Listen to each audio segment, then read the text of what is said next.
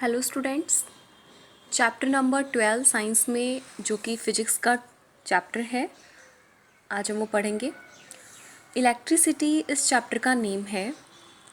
तो पहले इसके नेम को समझते हैं कि इसका मतलब क्या होता है। इलेक्ट्रिसिटी है, इसका अगर हम सीधा सीधा छोटा सा मीन्स देखें तब तो है स्टडी ऑफ चार्ज। चार्ज मतलब जानते हैं आप, चार्ज पॉजिटिव नेगेटिव ये दो चार्ज होते हैं। सेम चार्ज एक दूसरे को अट्रैक्ट करते हैं या रिपल करते हैं।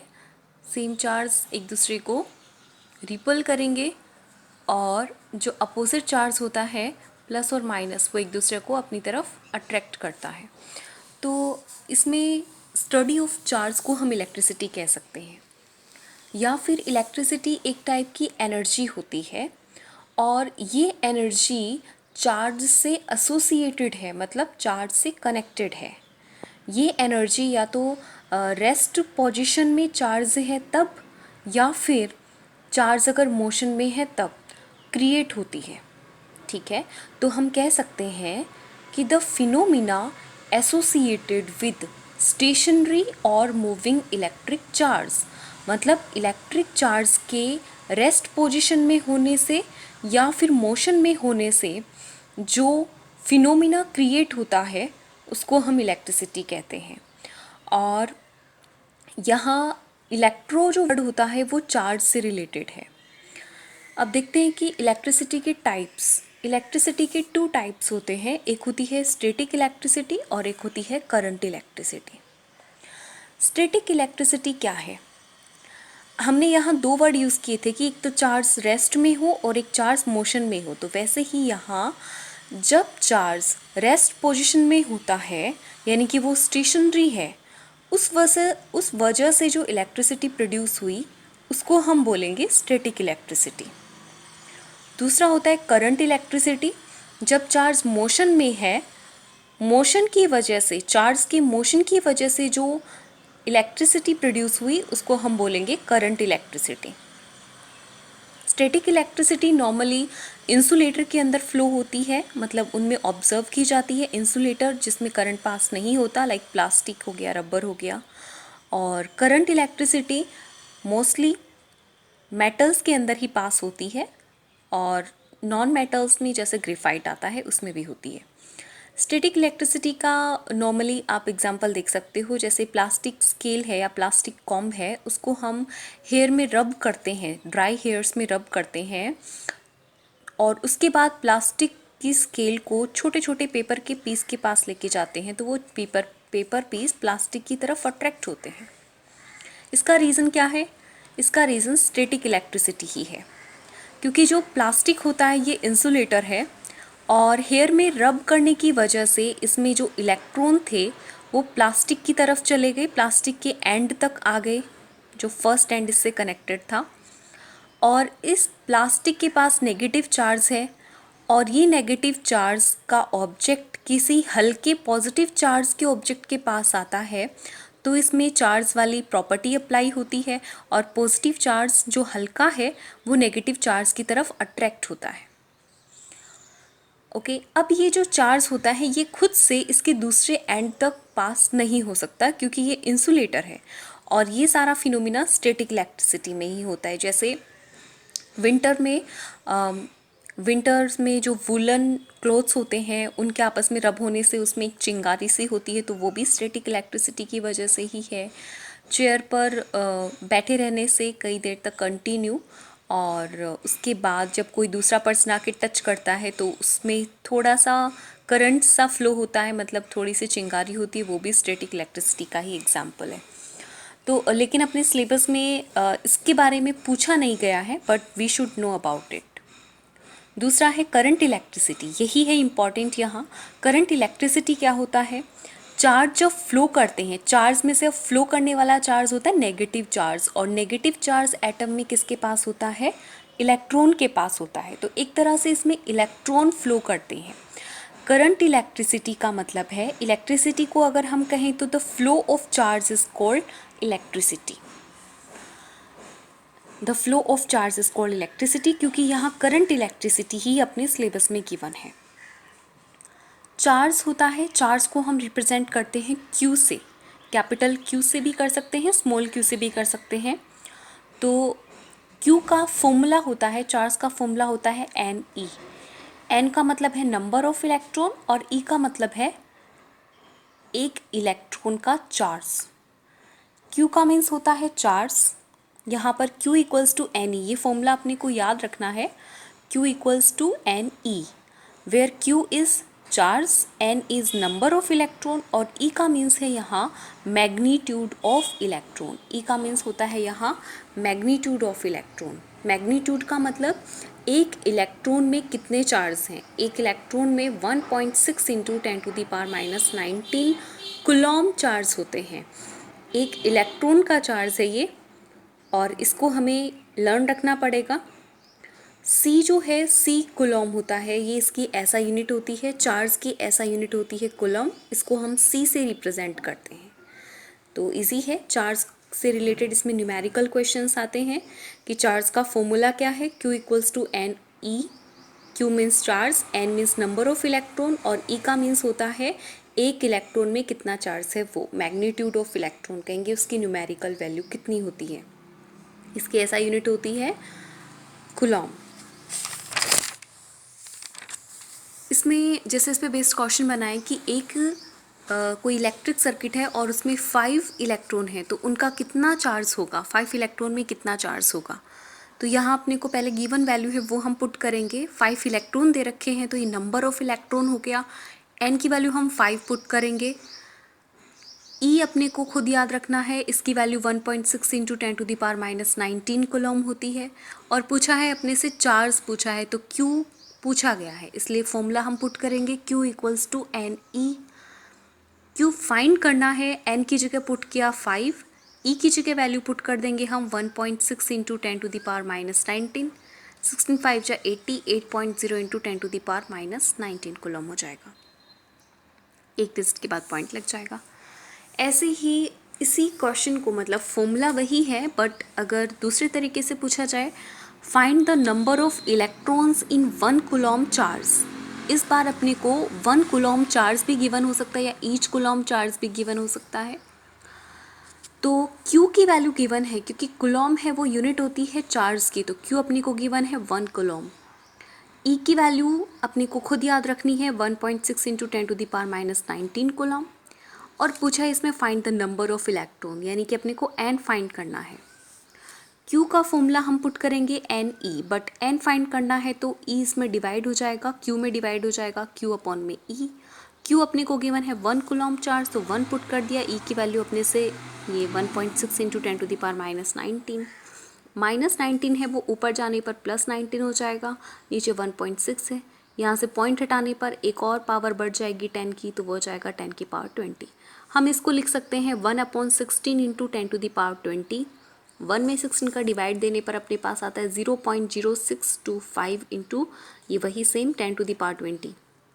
अब साइंटिफिक नोटेशन में लिखेंगे हम, एक डिजिट के बाद अपने को पॉइंट चाहिए, तो इस पॉइंट को हम 2 डिजिट के बाद लिखने वाले हैं, क्योंकि 6 फर्स्ट डिजिट है, तो 6 के बाद लिखा है 0.25 इंटू 10 की पावर यहाँ 20 थी, यहाँ 2 डिजिट का जंप किया इसलिए माइनस हो जाएगी, ये हो जाएगा 10 की पावर 18 इलेक्ट्रॉन होंगे यहाँ।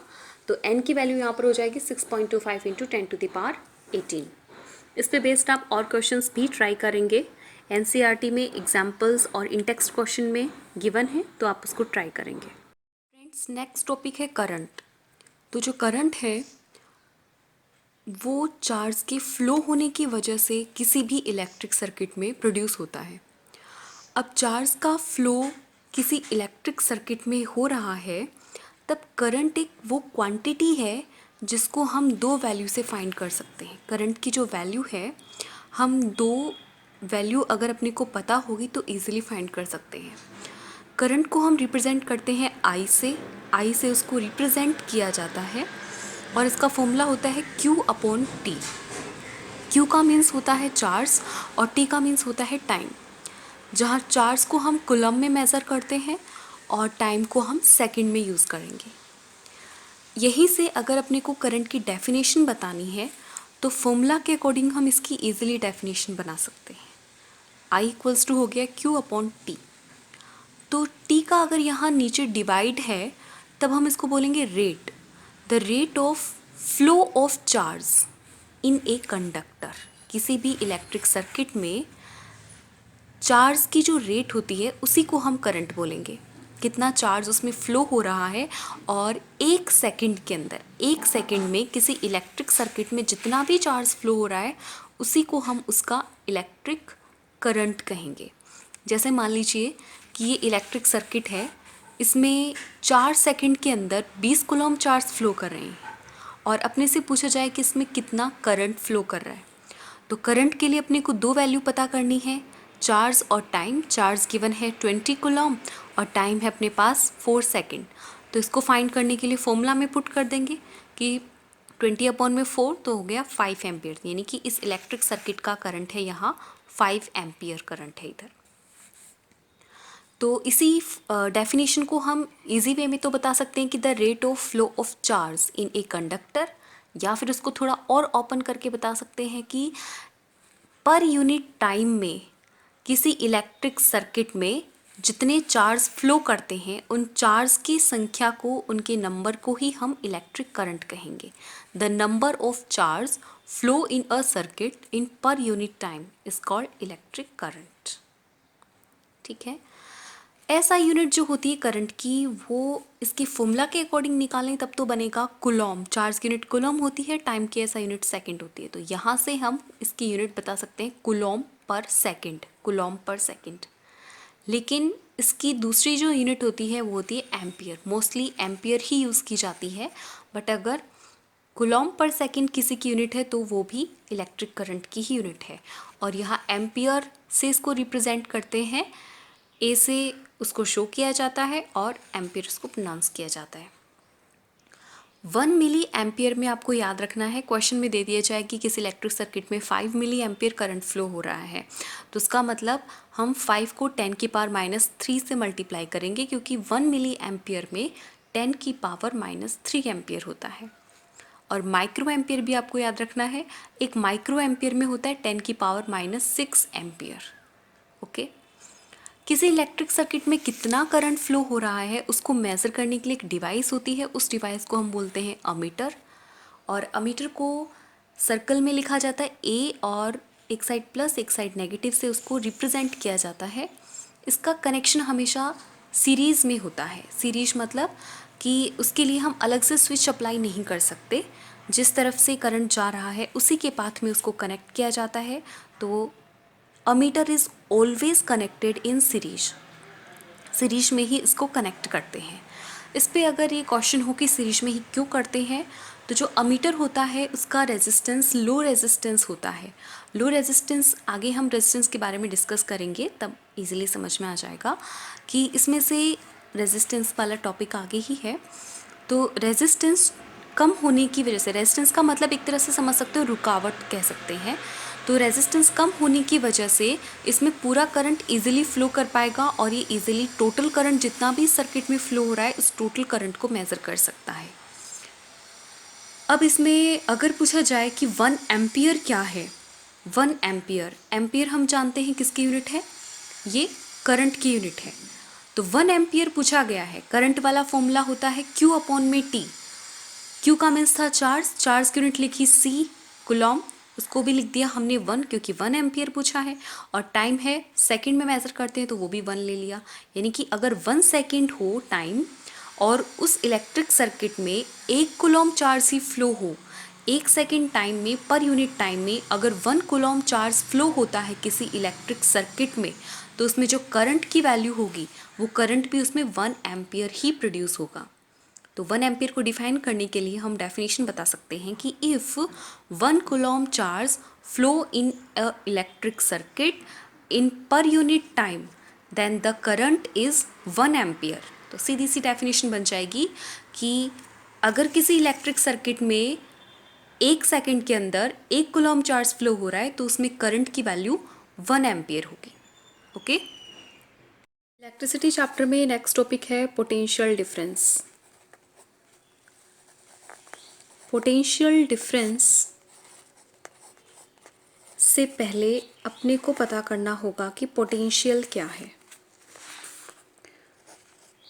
पोटेंशियल वर्ड का मीन्स है जब किसी यूनिट चार्ज को, जब हम किसी चार्ज को इनफाइनाइट से किसी एक डेफिनेट फील्ड में लेकर के आते हैं, किसी एक डेफिनेट पॉइंट तक जब वो यूनिट चार्ज लेकर आया जाता है, तो इस चार्ज के थ्रू इस मूवमेंट में जितना वर्क किया गया है उस वर्क को ही हम उस चार्ज का पोटेंशियल कहते हैं।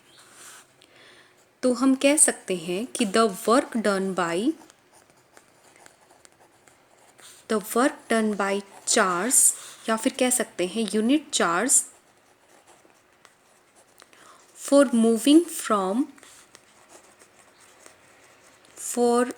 From infinite to definite point, infinite से लेकर के किसी एक डेफिनेट पॉइंट तक आने में उसने जो वर्क किया उस वर्क को ही हम बोलेंगे उसका पोटेंशियल। लेकिन अगर हम बात कर रहे हैं पोटेंशियल डिफरेंस की, तो पोटेंशियल डिफरेंस क्या होगा कि जब कोई चार्ज किसी इलेक्ट्रिक सर्किट में, मतलब एक तरीके से पोटेंशियल अगर किसी जगह पर हाई पोटेंशियल है और एक जगह पर लो पोटेंशियल है, तो दोनों पर जो भी पोटेंशियल की वैल्यू, पोटेंशियल को हम V से शो करते हैं। जैसे मान लीजिए हाई वाला V1 है और लो वाला V2 है, तो पोटेंशियल डिफरेंस हो जाएगा V1 माइनस V2। तो किसी इलेक्ट्रिक सर्किट के अंदर दो पॉइंट होते हैं, एक पॉजिटिव पॉइंट होता है और एक नेगेटिव पॉइंट होता है। तो हाई पोटेंशियल वाला पॉइंट है और दूसरा लो पोटेंशियल वाला पॉइंट है। The difference of potential in an electric circuit and the difference of potential of two point in an electric circuit is called potential difference. Simply हम कह सकते हैं कि दो पॉइंट के पोटेंशियल में जो डिफरेंस होगा उसी को हम बोलेंगे पोटेंशियल डिफरेंस। इसको हम डेल्टा V से भी शो कर सकते हैं। नॉर्मली हम इसको V से ही शो करते हैं। इलेक्ट्रिक पोटेंशियल डिफरेंस को हम तीसरे तरीके से भी डिफाइन कर सकते हैं, electric potential difference. Electric potential difference क्या है? तो ये सीधा सीधा इलेक्ट्रिक सर्किट से जुड़ा होगा।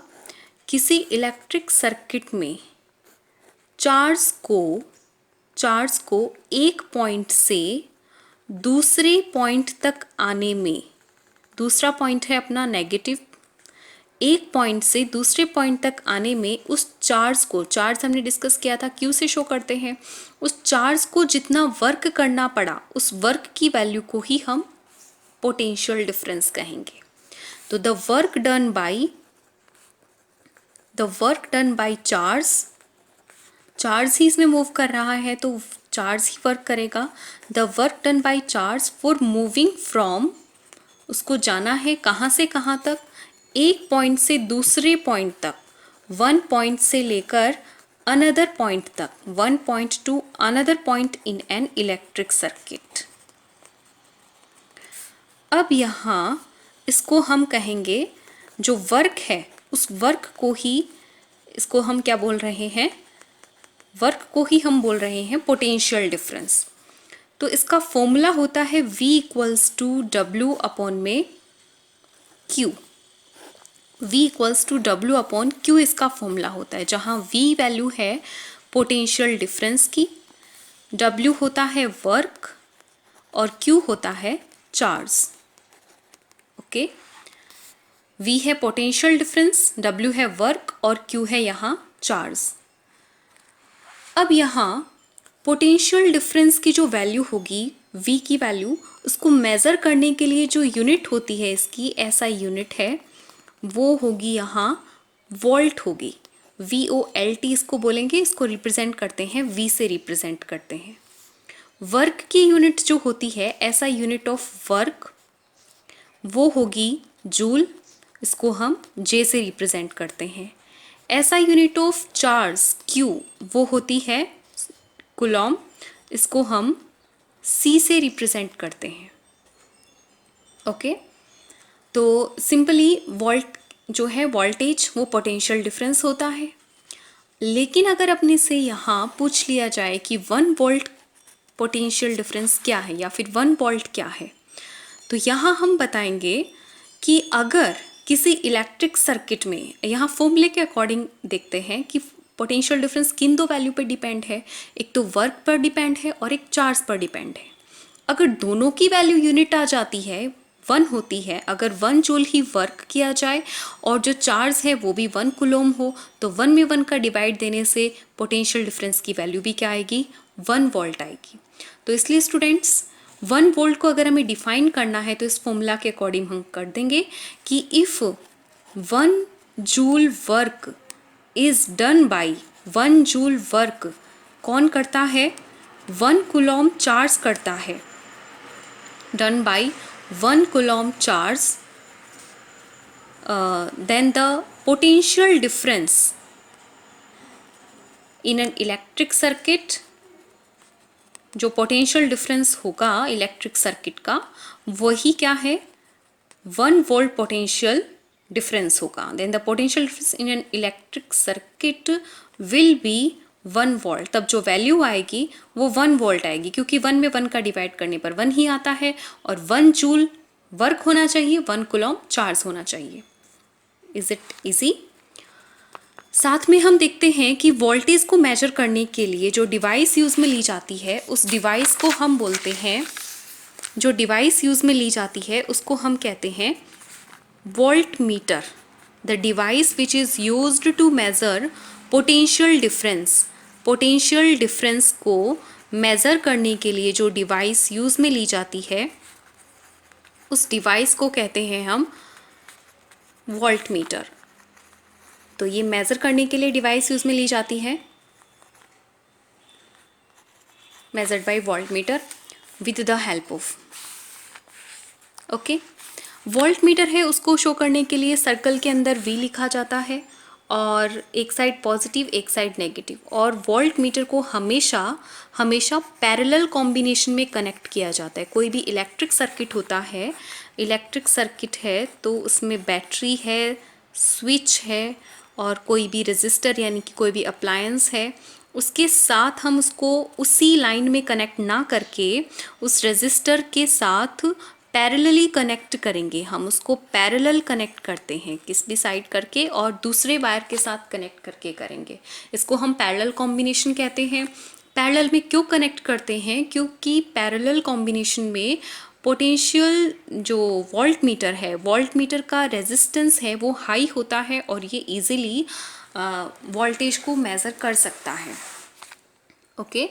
तो जो पोटेंशियल डिफरेंस होता है उसको अगर हम फिर से रिपीट करना चाहें तो देख सकते हैं कि पोटेंशियल डिफरेंस किसी भी चार्ज को इनफाइनाइट से किसी डेफिनेट पॉइंट तक लाने में उस चार्ज पर जितना वर्क किया जाता है उस वर्क को ही पोटेंशियल कहते हैं।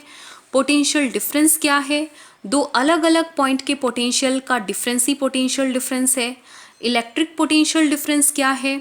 किसी इलेक्ट्रिक सर्किट में एक पॉइंट से दूसरे पॉइंट तक चार्ज को आने में जितना वर्क करना पड़ता है उस वर्क की वैल्यू ही इलेक्ट्रिक पोटेंशियल डिफरेंस है। इसकी वैल्यू होती है V = W/Q, इसका फॉर्मूला है। V का मतलब होता है पोटेंशियल डिफरेंस, W का मीन्स वर्क, Q का मीन्स होता है चार्ज। ऐसा यूनिट होती है पोटेंशियल डिफरेंस की वोल्ट होती है। दूसरी यूनिट निकालें तो वर्क की जूल और चार्ज की कूलॉम, तो जूल पर कूलॉम भी हो सकता है इसकी यूनिट। चार्ज की यूनिट कूलॉम पता है, वर्क की यूनिट जूल होती है। अगर 1 वोल्ट की डेफिनेशन पूछी जाए तो 1 वोल्ट की वैल्यू निकालने के लिए 1 जूल वर्क होगा और 1 कूलॉम चार्ज होगा। अगर किसी इलेक्ट्रिक सर्किट में 1 कूलॉम चार्ज के थ्रू अगर 1 जूल वर्क किया जाता है तो उसमें जो पोटेंशियल डिफरेंस होगा उसकी वैल्यू 1 वोल्ट होगी। पोटेंशियल डिफरेंस को मेज़र करने के लिए जो डिवाइस यूज़ में ली जाती है उसको हम वोल्ट मीटर कहते हैं। पोटेंशियल डिफरेंस को मेज़र करने के लिए वोल्ट मीटर को हमेशा पैरेलल कॉम्बिनेशन में कनेक्ट किया जाता है के लिए कि जो पोटेंशियल डिफरेंस होता है उसके लिए पहले हम देखते हैं कि मान लीजिए कि 2 टैंक हैं, एक टैंक है A टैंक है और दूसरा टैंक B टैंक है, और दोनों टैंक के अंदर वाटर जो है वो फिलअप किया गया है और दोनों में बराबर क्वांटिटी के अंदर वाटर फिलअप है। दोनों में वाटर है वो इक्वली फिलअप है। तो वाटर किधर से किधर फ्लो करेगा? वाटर का मूवमेंट ए टू बी होगा या बी टू ए होगा? इस कंडीशन में वाटर मूव नहीं करेगा क्योंकि दोनों के अंदर जो वाटर की वैल्यू है वो इक्वल है, इसलिए मूवमेंट नहीं कर रहा। लेकिन अगर हम ए वाले चैम्बर में, ए वाले टैंक में वाटर की वैल्यू हाई कर दें और बी वाले चैम्बर में वाटर की वैल्यू कम कर दें, तो ऐसी कंडीशन में वाटर किधर से किधर फ्लो करेगा? इसके अंदर वाटर का लेवल अपर है और इसके अंदर वाटर का लेवल लो हो, इसके अंदर हाई लेवल हो, इसमें लो हो, तो वाटर इस बार किधर से किधर मूव करेगा? ए से बी की तरफ मूव करेगा। लेकिन इसका रिवर्स हो, अगर बी में हाई होता और ए में कम होता तो वाटर बी से ए में फ्लो करता। ये सिंपल सी बात है, आपको पता है, ओस्मोसिस वाला प्रोसेस आपने 9th क्लास में पढ़ा हुआ है। अब उसी तरीके से जो भी चार्जेस होते हैं, अब हम थोड़ा सा और डिटेल में पढ़ते हैं कि जो इलेक्ट्रिक सर्किट होता है तो उसमें कोई भी कंडक्टर होता है, जितने भी कंडक्टर होते हैं वो इलेक्ट्रिक करंट को अपने में से पास होने देते हैं। तो जो मोस्टली मेटल होते हैं वो ऐसा कर पाते हैं। मेटल के अंदर और एक होता है नॉन मेटल।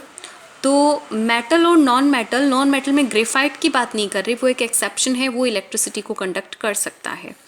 तो जो मेटल के एटम होते हैं और नॉन मेटल के एटम होते हैं, इनका थोड़ा अरेंजमेंट अलग होता है। कभी भी अगर इलेक्ट्रिक करंट के पास होने का रीज़न पूछा जाता है तो उसका रीज़न हमें बताना है उसमें प्रेजेंट फ्री इलेक्ट्रॉन। किसी भी मेटल में अगर फ्री इलेक्ट्रॉन होंगे तो वो करंट को पास करवा सकते हैं। नॉन मेटल जो होते हैं उसके अंदर जो इलेक्ट्रॉन होते हैं वो आपस में दूसरे एटम के साथ बॉन्ड बना करके रखते हैं। लेकिन जो मेटल्स होते हैं उनके अंदर एटम के इलेक्ट्रॉन थोड़े फ्री रहते हैं। मतलब ये जो इलेक्ट्रॉन होते हैं ये फ्री इलेक्ट्रॉन प्रेजेंट हैं यहाँ, यानी कि एटम से बाहर होते हैं। इनमें एटम के साथ स्ट्रॉन्ग अट्रैक्शन बॉन्ड के साथ ये बाउंडेड रहते हैं। अब अगर किसी एटम में इलेक्ट्रॉन प्रेजेंट है तो इस कंडक्टर के अंदर यानी मेटल के अंदर ये एक जगह से दूसरी जगह मूव भी कर सकते हैं। लेकिन इसको मूवमेंट करवाने के लिए क्या किया जाता है? कोई भी जैसे वायर है, वायर जैसे कॉपर का वायर होता है, तो कॉपर का वायर है उसके अंदर इलेक्ट्रॉन एटम सब प्रेजेंट होता है, प्रोटॉन भी प्रेजेंट होता है।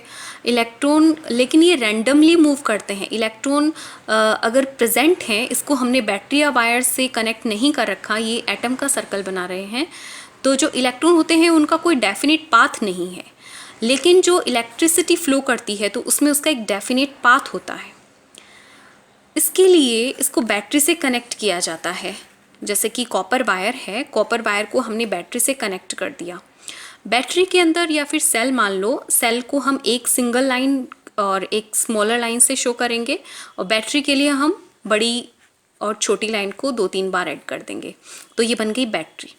अब देखिए जो बैटरी होती है उसके अंदर एक सिंपल सा सेल होता है, ड्राई सेल समझ लेते हैं। तो उसके अंदर एक ऐसा सब्सटेंस रखा होता है, इसमें 2 केमिकल होते हैं, आप ये समझ सकते हैं 2 केमिकल होते हैं। और इन दोनों केमिकल के बीच में, जैसे मान लीजिए केमिकल 1 है, ये केमिकल 2 है, दोनों केमिकल के बीच में केमिकल रिएक्शन चलती है और वो रिएक्शन होती है यहाँ रिडॉक्स रिएक्शन होती है। और इस रिएक्शन की वजह से जितने भी नेगेटिव चार्ज होते हैं वो सारे इलेक्ट्रॉन केमिकल 2 जो होता है वो खींच लेता है। तो इलेक्ट्रॉन की मतलब इलेक्ट्रॉन को गेन कर लेता है ये, और इलेक्ट्रॉन केमिकल 1 से अगर केमिकल 2 में आ गए तो इसके अंदर इलेक्ट्रॉन की कमी हो गई। इलेक्ट्रॉन नेगेटिव चार्ज होता है तो दूसरी तरफ इसमें क्या आ जाता है? नेगेटिव चार्ज आ जाता है, और इस साइड नेगेटिव चार्ज कम हो गया तो इधर क्या हो जाएगा? पॉजिटिव चार्ज ज़्यादा बढ़ जाता है। तो बैटरी में एक साइड पॉजिटिव चार्ज ज़्यादा है और एक साइड नेगेटिव चार्ज ज़्यादा है। अब यहाँ पर ये जो मेटल का वायर हमने यूज़ में लिया है तो ये पूरा इसका एक एंड इस नेगेटिव चार्ज से कनेक्टेड है। तो यहाँ पर जो इलेक्ट्रॉन होंगे इस मेटल वाले इलेक्ट्रॉन और जो बैटरी वाले इलेक्ट्रॉन हैं, तो इसकी इलेक्ट्रॉन की नंबर ज़्यादा होती है, मतलब नेगेटिव चार्ज यहाँ पर स्ट्रॉन्ग नेगेटिव चार्ज है।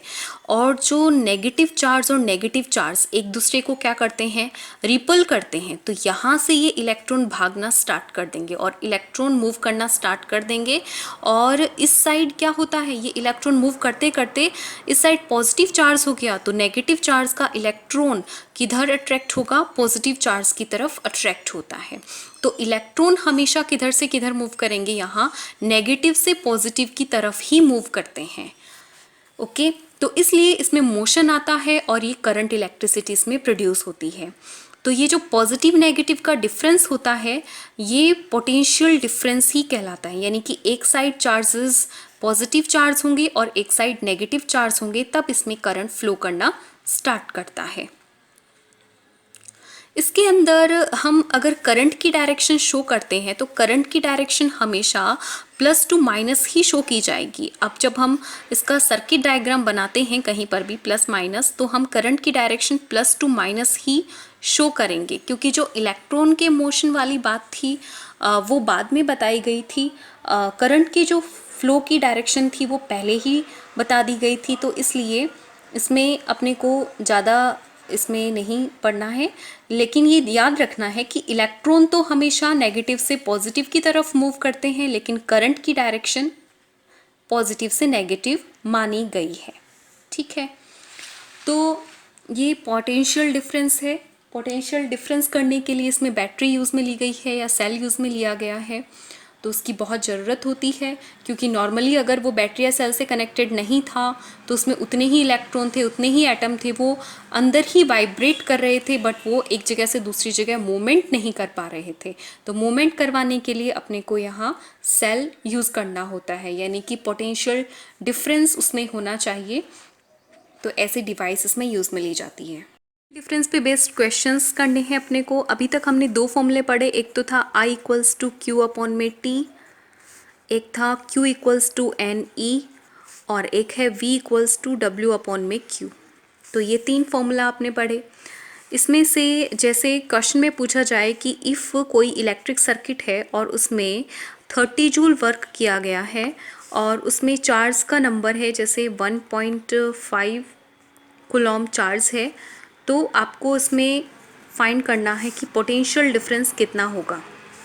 पोटेंशियल डिफरेंस की वैल्यू फाइंड करने के लिए इसके हम यूनिट से पता करेंगे कि कूलॉम होता है वो Q की वैल्यू होती है 1.5 कूलॉम चार्ज है, वर्क होता है उसकी यूनिट जूल होती है, तो वो हो गया 30 जूल। पोटेंशियल डिफरेंस को हम शो करते हैं V से, V की वैल्यू हो जाएगी, हमें फाइंड करना है V, तो V का फॉर्मूला हम यूज़ करेंगे V equals to W upon में Q। W गिवन है 30 और Q की वैल्यू है 1.5, पॉइंट रिमूव करेंगे 300 अपॉन में 15 और इसकी वैल्यू हो जाएगी 20 वोल्ट। ठीक है, मान लीजिए क्वेश्चन आता है कि किसी इलेक्ट्रिक सर्किट के अंदर 5 एम्पियर करंट है और ये इलेक्ट्रिक सर्किट में 5 एम्पियर करंट 4 सेकंड तक फ्लो कर रहा है, 4 सेकंड तक फ्लो कर रहा है। और साथ में इसमें बताया कि इस इलेक्ट्रिक सर्किट ने वर्क किया है 40 जूल वर्क किया है, तो अपने को पोटेंशियल डिफरेंस पूछा गया है, पोटेंशियल डिफरेंस फाइंड करो। क्वेश्चन में 5 एम्पियर करंट दिया है, तो हम क्वेश्चन के अकॉर्डिंग चलेंगे कि एम्पियर होता है वो करंट की यूनिट होती है, तो आई की वैल्यू हो गई 5 एम्पियर, टाइम इसमें है 4 सेकेंड्स, और जूल होता है वर्क यूनिट, तो W इक्वल्स टू हो गया 40 जूल। इसलिए क्वेश्चन में अपने से पूछा है पोटेंशियल डिफरेंस V फाइंड करना है। तो हम सबसे पहले देखते हैं V फाइंड करने के लिए फॉर्मूला क्या होना चाहिए। V इक्वल्स टू, अभी तक अपने पास तो यही फॉर्मूले थे, I equals to Q upon T, Q equals to N E, V equals to W upon Q। तो V का फॉर्मूला हम पुट करेंगे W अपॉन में Q, लेकिन अपने पास W तो गिवन है, W है, लेकिन Q नहीं है, तो Q हम कैसे फाइंड करेंगे। बाकी की दो वैल्यू अपने पास I और T दे रखी हैं, तो हम Q वाला फॉर्मूला लिखते हैं। Q का डायरेक्ट फॉर्मूला नहीं है, तो I equals to Q upon T हमने पढ़ा था, यहाँ से Q का फॉर्मूला निकालेंगे, Q इक्वल्स टू हो जाएगा IT। आई की वैल्यू हमने क्वेश्चन में लिखी हुई है 5 एम्पियर, टाइम है हमने सेकंड में ही लेना है, तो वो क्या 4, 5 4 जो 20, तो क्यू की वैल्यू हो गई 20 कूलॉम। अभी हम क्वेश्चन अब पुट करेंगे हम वी वाले फॉर्मूले में, डब्ल्यू अपने पास था 40 जूल और क्यू की वैल्यू हमने निकाल ली 20, इनको रिड्यूस करेंगे तो पोटेंशियल डिफरेंस हो जाएगा 2 वोल्ट पोटेंशियल डिफरेंस हो जाएगा। तो इस तरीके से आपको कुछ क्वेश्चंस की प्रैक्टिस करनी है।